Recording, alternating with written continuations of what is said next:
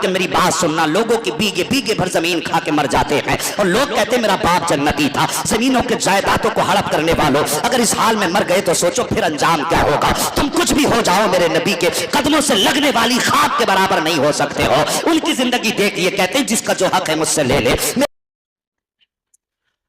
السلام علیکم دوستو، پھر ایک نئی تقریر لے کر کے آیا ہوں۔ تقریر جو ہے بہت ہی شاندار ہونے والی ہے، تقریر کو پورا ضرور سنیے گا دوست۔ فرق کے مہینے میں سرکار کے سر میں درد شروع ہوا، گھر آئے، حضرت عائشہ صدیقہ گھر کے اندر تھیں۔ آپ آئے، آ کے کہنے لگے عائشہ میرے سر میں بہت تیز کا درد ہے۔ جیسے اتنا کہا، حضرت عائشہ کہتی ہیں آقا آج میرے بھی سر میں درد ہے۔ سرکار تشریف لائے، حضرت عائشہ آقا کی خدمت میں، وقت گزرتا گیا، بخار پھر درد کے بعد بڑھا۔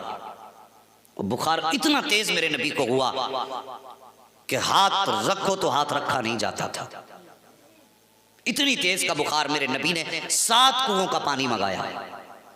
ان 7 کنویں کا پانی، یہ نہیں کنویں خالی کر کے، 7 برتنوں میں 7 جگہ کے کنووں سے پانی منگا کے اکٹھا کیا۔ آپ نے اس سے غسل فرمایا، کچھ افاقہ ہوا۔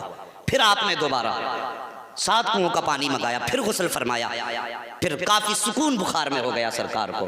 وقت بدلتا گیا، وقت آگے بڑھا، آخرکار طبیعت اتنی علیل میرے نبی کی ہونے لگی، اتنی علیل ہو گئی کہ نبی اس حالت میں بظاہر نہ تھے کہ اٹھ کر کے مسجد نبوی کے مصلے تک جاتے۔ وہ حالت آ گئی۔ میرے نبی نے فرمایا بلال، جی یا رسول اللہ۔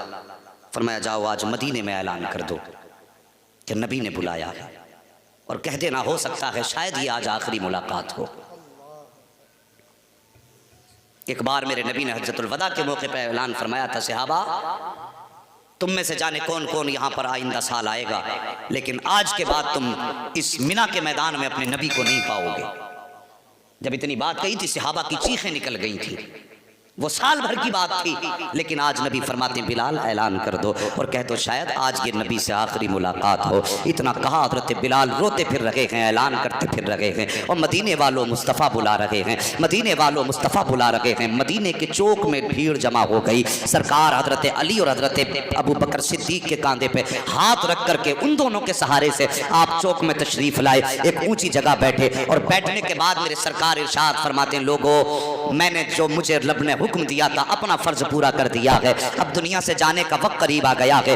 آقا کریم فرماتے ہیں لوگوں اگر کسی کا مجھ پہ حق ہو تو آج وہ مجھ سے اپنا حق لے لے، اور جس پر میرا حق تھا میں نے آج اپنا سارا حق معاف کر دیا ہے۔ اللہ اکبر۔ نبی کے یہ جملے نکلنا تھا کہ صحابہ اکرام کی چیخیں نکل جاتی ہے، کہتے ہیں یا رسول اللہ ہمارے ماں باپ قربان ہو جائیں، سرکار ہماری اوقات کیا تھی، ہم تو جہنم کے کنارے پر کھڑے تھے، آپ آئے ہاتھ پکڑ کے جنت کا راستہ دے دیا، ہماری اوقات کے ہم آپ سے بدلہ مانگے۔ میرے نبی فرماتے ہیں صحابہ میں اپنے رب کی بارگاہ میں اس حال میں حاضر ہونا چاہتا ہوں کہ مجھ پہ کسی کا کوئی حق نہ ہو۔ اللہ اکبر۔ صحابہ کی چیخیں نکل جاتی ہیں، رو رہے ہیں، کوئی تڑپ رہا ہے، بلک رہا ہے، کوئی دیوار سے لگ کے رو رہا ہے۔ ابھی یہ بات چل رہی تھی، اتنے میں میرے سرکار کے صحابی حضرت عکاشہ اٹھ کے کھڑے ہو جاتے ہیں، کہتے ہیں سرکار میرا آپ پہ حق باقی ہے۔ میرے نبی نے اتنا سنا، فرمایا بتاؤ کون سا حق ہے؟ کہتے سرکار فلاں جنگ کے موقع پر آپ صفے سیدھی فرما رہے تھے، آپ کے ہاتھ میں کوڑا تھا، تو وہ کوڑا دھوکے سے میری کمر پہ لگ گیا تھا، آقا میں چاہتا ہوں آج اپنا بدلہ لے لوں۔ جیسی حضرت عکاشہ نے اتنا کہا ہے، صحابہ کی چیخیں نکل جاتی ہیں، کوئی قدم پکڑ کے عکاشہ سے کہتا عکاشہ دیکھ نبی کی حالت کتنی خراب ہے، سرکار کی طبیعت کتنی علیل ہے، میرے سرکار کو بخار کتنی شدت کا ہے، عکاشہ نبی کو معاف کر دے۔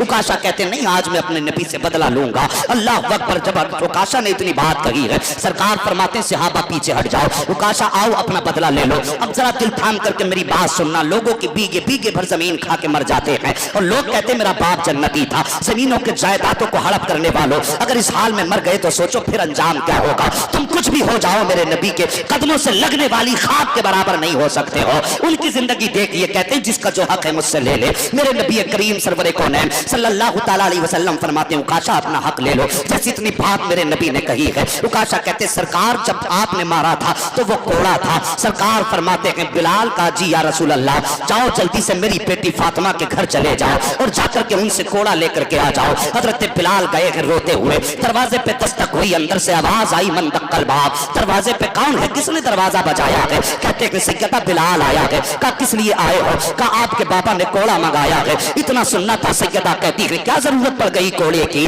کہا सैयदा बात यह है कि उकाशा के बदन पे धोखे से कोड़ा लग गया था, आज वो नबी से बदला लेना चाहता है, इतना सुनना था। सैयदा फौरन दौड़ी अपने दोनों शहजादों की तरफ। हसनैन करीमैन मुसल्ले पे भी सोए हुए हैं, आपने कोड़ा बाद में उठाया, शहजादों को पहले उठाती है और उठाने के बाद दोनों बेटों को सीने से लगाया। तवज्जो से सुनना इस बात को, अंदाज़े बयां मेरा बहुत शौक नहीं है, शायद कि उतर जाए तेरे दिल में मेरी बात। हजरत फातिमा ने शहजादों को उठाया है और उठाने के बाद अपने बेटों को सीनों से लगाया। शहजादों ने माँ की आंख में आंसू देखे हैं। माँ रोने की वजह क्या है? कहा बेटे आज फातिमा कुछ मांगना चाहती है। बच्चों ने कहा था माँ बताओ क्या मांगना चाहती हो? जान भी तुम्हारी है, माल भी तुम्हारा है, जो कहोगी हंसते हंसते दे देंगे। तब हजरत फातिमा ने दीवार पर टंगा कोड़ा उठाया और उठाने के बाद शहजादों के पास आई है। कहा लो शहजादों, सुना है कि उकाशा नाना से तुम्हारे बदला लेना चाहते हैं, मेरे बेटे ये कोड़ा लेकर के चले जाओ, किसी भी सूरत में जाकर के उकाशा को मना लो। अगर तुम्हारे होते हुए मेरे बाप के बदन पे एक भी कोड़ा लग गया तो शहजादों तुम्हारी माँ तुम्हें माफ नहीं करेगी।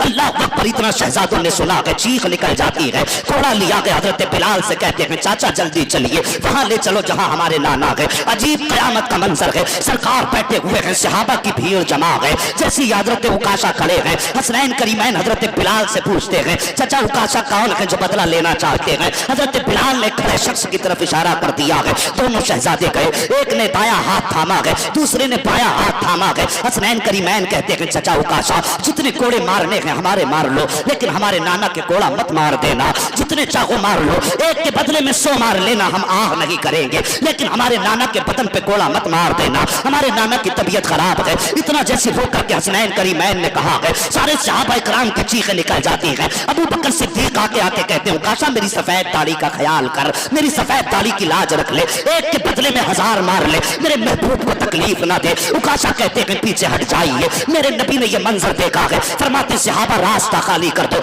मैदान छोड़ दो, आज उकाशा को बदला लेने दो। हजरत उकाशा हाथ में कोड़ा लेके बड़े हैं, शहजादों ने पढ़ के फिर दामन थाम लिया है। ए चाचा उकाशा अगर हमारे नाना के कोड़ा लग गया तो हम अपनी माँ फातिमा को जाकर के कौन सा मुंह दिखाएंगे? मेहरबानी करो हमारे नाना को कोड़ा ना मारो। इतना कहने के बाद आगे बढ़े, मेरे मुस्तफा फरमाते शहजादों ठहर जाओ। दोनों शहजादे ठहर जाते हैं। उसके बाद हजरत उकाशा कहते हैं सरकार जब आपने मेरे कोड़ा मारा था उस वक्त मेरे बदन पे कोई कपड़ा नहीं था, मैं ये चाहता हूँ आप अपनी कमीज उतार दीजिए। अल्लाह अकबर, मेरे नबी की कमीज में 13 पैबंद लगे हुए थे। सरकार ने वो कमीज उतारी है, चीखें निकल गई, ऐसा लगता था मौसम थम सा गया हो, हवाएं रुक करके तमाशा देख रही थी, ऐसा लगता था जमीन फट जाएगी, आसमान गिर जाएगा। मेरे नबी ने अपना मुबारक कुर्ता उतारा है, जैसे उतारा है हजरत उकाशा आगे बढ़े हैं। मेरे सरकार ने पीठ की है उकाशा की तरफ, सरकार के दोनों शानों के दरमियान मोहर नबुव्वत मौजूद थी। हजरत उकाशा की निगाह पड़ जाती है, जैसी निगाह मोहर नबुव्वत पे पड़ी है, तोड़ करके सरकार के जिस्म से लिपट जाते हैं, मोहर नबुव्वत को चूमना शुरू कर देते हैं और चीख मार के रो के कहते हैं आका मेरी क्या औकात है कि मैं अपने आका के ऊपर हाथ उठा सकूं? सरकार हमें तो वकार आपने दिया है, हमारी इज्जतें तो आपसे महफूज हुई है, तो सरकार हम कौन होते हैं आपसे बदला ले सके? सरकार जान भी दे देंगे तब भी आपकी गुलामी का हक अदा नहीं हो सकता है। आका फरमाते उकाशा बता तो सही फिर तूने ये काम किस लिए किया है? उकाशा कहते हैं आका आपको फरमाते सुना है कि जो भी मुस्तफा के जिस्म से टच हो जाएगा उस जिस्म को जहन्नम की आग नहीं जलाएगी। सरकार में ये चाहता था कि आपका जिस्म मेरे जिस्म से लग जाए, आज मेरा जिस्म आपके जिस्म से लग गया है, नबुव्वत के लबों पे मुस्कुराहट आई है। आका फरमाते हैं सहाबा अगर तुम में से कोई ये चाहता है कि किसी जन्नती का चेहरा देखे, आओ मेरे उकाशा का चेहरा देख लो, जिसने उकाशा को देख लिया है उसने जन्नती का चेहरा देखा। मसरके आला हजरत, मसरके आला हजरत मुफ्ती हम्माद मियां साहिब क़िबला, नारे तकबीर। खैरियत है? अल्लाहू अकबर। ऐसे ऐसे मेरे नबी के आशिक। मेरे नबी ने फरमाया जिसने किसी जन्नती का चेहरा देखना है मेरे उकाशा का चेहरा देख ले। और ये नबी की दरसगाह के पढ़े हुए थे जिनको दुनिया की में जन्नती होने की मुस्तफ़ा बशारत दे रहे हैं। और फिर जो आंख हालत ईमान में मुस्तफ़ा को देख ले फिर जहन्नम, हाँ फिर जहन्नम उसका कुछ बिगाड़े। अल्लाह अकबर। ये तो इनकी आजिज़ी थी कि सारी सारी रात रोते रहते थे, वरना सच तो ये है जन्नत बनी ही नबी के सहाबा के लिए है। हम और आप तो उनके सदक़े में बख्शे जाएंगे। हमारे और आपके ऐसे अमाल नहीं कि जन्नत के हम अमल की बुनियाद पे हकदार हों। सच तो ये है कि वो मुस्तफ़ा के दीवाने ही जन्नत के हकदार हैं। ان کے صدقے میں ہم گناہگاروں کو بھی انشاءاللہ اللہ جنت عطا فرمائے گا۔ اور صاحبو، اپنے آپ کو آقا کے عشق کے قریب کرو۔ جوانوں، جتنی دیر موبائل چلاتے ہو، گانے سنتے ہو، ڈرامے دیکھتے ہو، تماشے دیکھتے ہو، اتنی دیر میرے نبی کی نعتیں سن لیا کرو۔ کسی مصطفیٰ کے عاشق کی زبان کی باتیں سن لیا کرو۔ گانے سنتے سنتے مر جاؤ گے تو پھر خیریت نہیں ہے، اور اگر نعتیں سنتے سنتے مر جاؤ گے تو سمجھ لو پھر پریشان ہونے کی ضرورت ہی نہیں ہے۔ عادت بناؤ جوانوں، بچوں، ہر وقت جب بھی اٹھو زبان پہ صرف نبی نبی ہونا چاہیے۔ یہ عادت بنا لو، اور جب یہ عادت بنا کے قبر میں جاؤ گے، اللہ اکبر، فرشتے پوچھیں گے ما کنت تقول فی حق ھذا الرجل، ان کے بارے میں کیا کہتا تھا؟ تو اس وقت سوچنا نہیں پڑے گا۔ عادت تو دنیا کی بنی ہوگی نا۔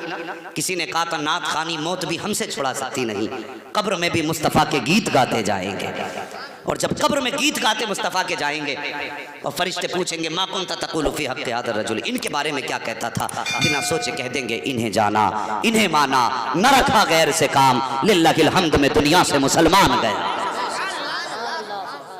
تو رشتے مصطفیٰ سے مضبوط کر لو، تعلقات اپنے نبی سے مضبوط کر لو، مہربانی کرو، معاشرے کو بہتر کرو، اپنے درمیان محبت پیدا کرو، نفرتیں مٹا دو، نبی کی رضا کے لیے ایک دوسرے کو معاف کرنے کا حوصلہ رکھو۔ ایک دوسرے کو معاف کرنے کا، کوئی کسی کا دست گریباں نہ ہو، کوئی کسی کو پکڑ کے عدالت و کچہریوں میں نہ لے کے جاؤ۔ تم میں سے نقصان کسی کا بھی ہو، جیت کسی کی بھی ہو، ہار کسی کا بھی ہو، نقصان مدینے والے کا ہوتا ہے۔ میں نے مانا کہ میں آگے ہوں کیس میں تو پیسہ تو گیا نا، آقا کی امت کا پیسہ گیا نا، تو مہربانی کرو، سرکار کے امتی ہونے کے لحاظ سے ایک دوسرے کو معاف کرنے کا جذبہ رکھو، کوئی کسی کو گھسیٹنے کا، نیچے کرنے کا جذبہ نہیں۔ یہ سوچا کرو بس ہم وہ کریں گے جس سے خدا بھی راضی ہوگا، مدینے والا مصطفیٰ بھی راضی ہوگا۔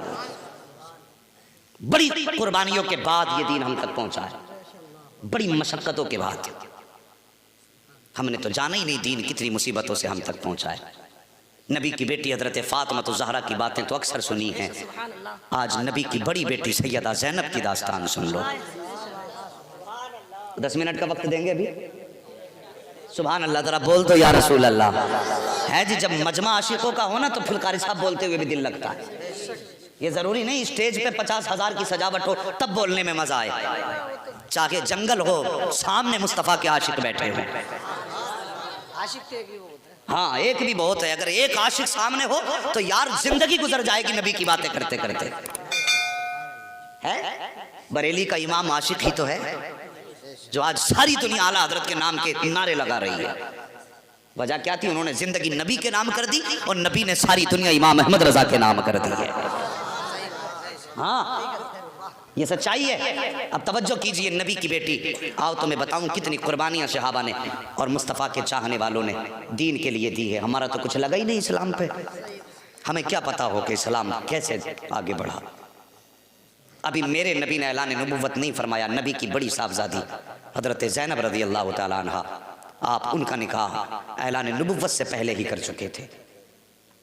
اس وقت کلمہ نہیں تھا، جس وقت اعلان کیا تھا اسلام کا اعلان نہیں ہوا تھا، یہ بات سمجھ لیں۔ پہلے بیٹی کا آپ نکاح کر چکے ہیں۔ اب جیسے ہی میرے نبی نے مکے والوں کو جمع کر کے فرمایا انی رسول اللہ، او مکے والوں میں اللہ کا رسول ہوں، تو جتنے مکے والے تھے سارے نبی کو تنہا چھوڑ کے چلے گئے تھے، سب نے نبی کا ساتھ چھوڑ دیا تھا۔ آقا کریم تنہا رہ گئے، اور وہ سب جانتے ہیں کہ صرف 10 سال کا ایک بچہ وہاں بچا تھا، جس نے کہا تھا میں آپ کا نبی ہونے کا اقرار کرتا ہوں، اور وہ کوئی اور نہیں حضرت مولا علی مشکل کشا کی ذات ہے۔ اللہ اکبر۔ اعلان نے نبوت فرمایا، مکے والوں نے راستے تنگ کرنے شروع کیے نبی پر، طرح طرح کے ظلم ہونے لگے۔ جو میرے نبی کی بیٹی حضرت زینب تھی، جس گھر میں تھی، ان ظالموں نے نبی کی بیٹی پر ظلم کرنا شروع کر دیا، مارنا پیٹنا شروع کیا، اور پھر پابندی یہ لگا دی کہ تم اپنے باپ سے کبھی نہیں ملو گی۔ بیٹی کے لیے باپ کا چہرہ سب سے بڑی نعمت ہوتی ہے، بیٹی فاقہ کر لیتی ہے لیکن باپ کے چہرے کے بغیر زندہ نہیں رہ پاتی ہے۔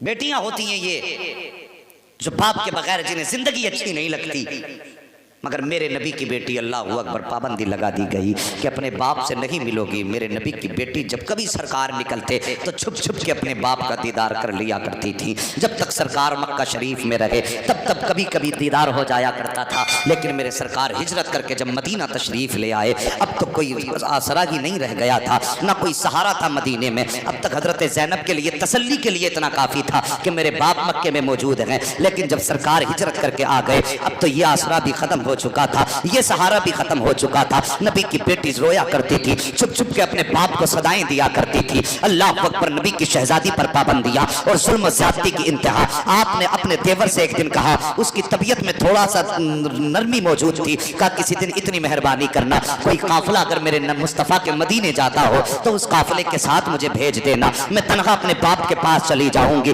آپ کے دیور نے چپکے سے آپ کو بلایا اور جو مدینہ جو قافلہ مدینے کی طرف جا رہا تھا اس کے ساتھ آپ کو بھیج دیا۔ جیسے آپ قافلے کے ساتھ نکلی ہیں تو ادھر سسرال والوں کو پتا ہو جاتا ہے کہ زینب چلی گئی ہیں، ادھر حضرت زینب قافلے والوں سے کہتی ہیں، قافلے والوں ذرا جلدی کرو، کہیں ایسا نہ ہو کوئی پیچھے سے مجھے پکڑنے آ جائے اور میں اپنے باپ کے پاس نہ جا سکوں۔ اللہ اکبر، مگر قافلہ کتنی تیز چلتا، وہ اونٹوں پر جا رہے تھے اور جو پیچھے سے آئے ہیں وہ گھوڑوں پر آ رہے ہیں۔ جب رفتار گھوڑوں کی دیکھی ہے، اڑتی دھول دیکھی ہے، نبی کی شہزادی نے کہا تھا قافلے والوں جلدی کرو، یہ مجھے پکڑ کے لے جائیں گے، لیکن اس وقت کون کس کی مدد کرتا؟ جب وہ آگے بڑھے ہیں، آنے کے بعد انہوں نے حضرت زینب کو لے جانا چاہا، آپ نے انکار کیا۔ ایک ظالم نے نیزہ مارا جو نبی کی بیٹی کے شکم میں آ کے لگا۔ آپ امید سے تھی، نبی کی شہزادی کا خون بہنا شروع ہوا ہے، شکم میں نیزہ ہے، وہ ظالم اسی طرح گھسیٹ کر کے نبی کی شہزادی کو واپس لے کر کے جا رہے ہیں۔ یار سوچو تو صحیح صاحب، ذرا سوچو دل پہ ہاتھ رکھ کر، یہ کس کی بیٹی ہے؟ یہ اس کی بیٹی ہے جس نے کائنات کی بیٹیوں کو عزتیں عطا فرمائی ہے،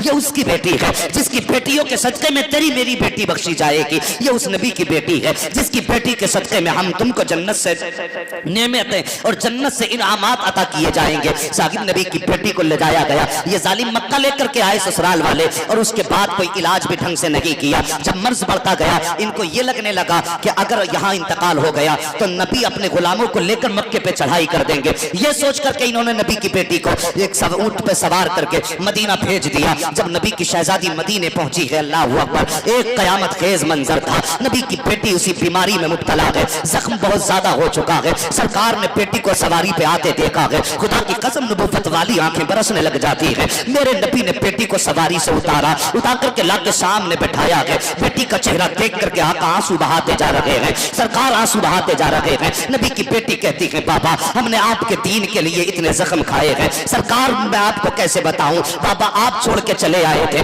میرے منہ پہ تماچے لگائے گئے، آقا مجھے جب زلفیں پکڑ کے مارا گیا، کبھی دیواروں میں سر مارے گئے، میرے نبی سنتے جا رہے ہیں، روتے جا رہے ہیں، بیٹی کا ماتھا چومتے جا رہے ہیں، سرکار بیٹی کے سر پہ ہاتھ رکھ کے رو رہے ہیں، بیٹی روتی جا رہی ہے، بیان کرتی جا رہی ہے۔ میرے نبی نے ہاتھ بیٹی کے سر پہ رکھا ہے، فرمایا بیٹی صبر کر، ہم اس کا اجر اپنے رب سے مانگ لیں گے۔ میرے نبی نے بیٹی کو صبر کی تلقین کی ہے۔ کچھ وقت گزرا ہے، اسی بیماری میں نبی کی بیٹی کا انتقال ہو جاتا ہے۔ جب حضرت زینب کا انتقال ہوا ہے، سرکار بہت روئے ہیں اور اس کے بعد آقا فرماتے ہیں، اور غسل دینے والوں میری بات سن لو، جب میری بیٹی کو غسل دے چکو تو کفن دینے میں جلدی مت کرنا، بیٹی کے کفن کا انتظام میں کروں گا۔ اللہ اکبر، میرے نبی نے دو بیٹیوں کو چادریں دی ہیں، ایک بیٹی فاطمہ الزہرا ہے جس کو علی کے گھر جاتے وقت چادر دی تھی، دوسری بیٹی سیدہ زینب ہے جس کو قبر میں جاتے وقت میرے نبی نے چادر عطا فرمائی ہے۔ فرماتے ٹھہر جانا، جب غسل دے چکو تو آواز دے دینا۔ حضرت زینب کو غسل دیا گیا، اس کے بعد جب غسل دیا جا چکا، عورتوں نے کہا تھا یا رسول اللہ آپ کی بیٹی کو غسل دیا جا چکا ہے، سرکار اب حکم کیا ہے؟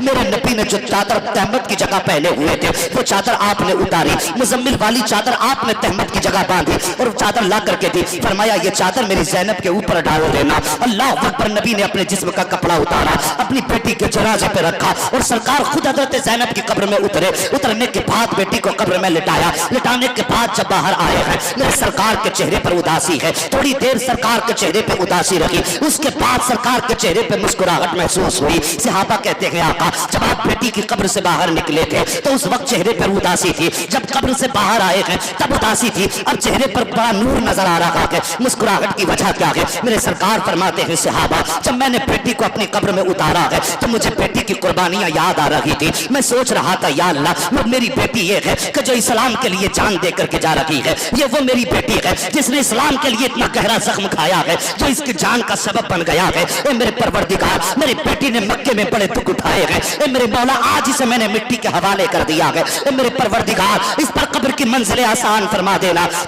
ए मेरे मौला मेरी बेटी पर अगर मिट्टी ने कब्र ने सख्ती कर दी तो मेरी ज़ैनब का क्या बनेगा? या अल्लाह ये दुनिया में दीन के लिए बड़े दुख खा के जा रही है, मेरे मौला मेहरबानी कर देना। आका फरमाते मैंने इतना कहा था, इतने में जिब्रील अमीन आ जाते हैं और कहते महबूब उदास ना हो, रब ने मुझ पर जाफिजा भेज दिया है। ए महबूब तेरी ज़ैनब ने हमारे दीन के लिए दिक्कतें उठाई है, हम वादा करते हैं ये कब्र में बाद में आएगी, हम इसकी कब्र पर अपनी रहमतों को पहले नाज़िल फरमा दें। बाबा सुभान अल्लाह सुभान अल्लाह सुभान अल्लाह। बस मैंने आपकी एक फरमाइश पूरी कर दी है, मेहरबानी करें थोड़ा रहम करें। मैं अभी आज भी तकरीबन 6 या 7 दिन में वापस लौटा हूँ बाहर से, बस आपकी मोहब्बत थी जी। अल्लाह सलामत रखे। ये तारीख ऐसी बात है चचा कि आप मेरे हो मैं आपका हूँ।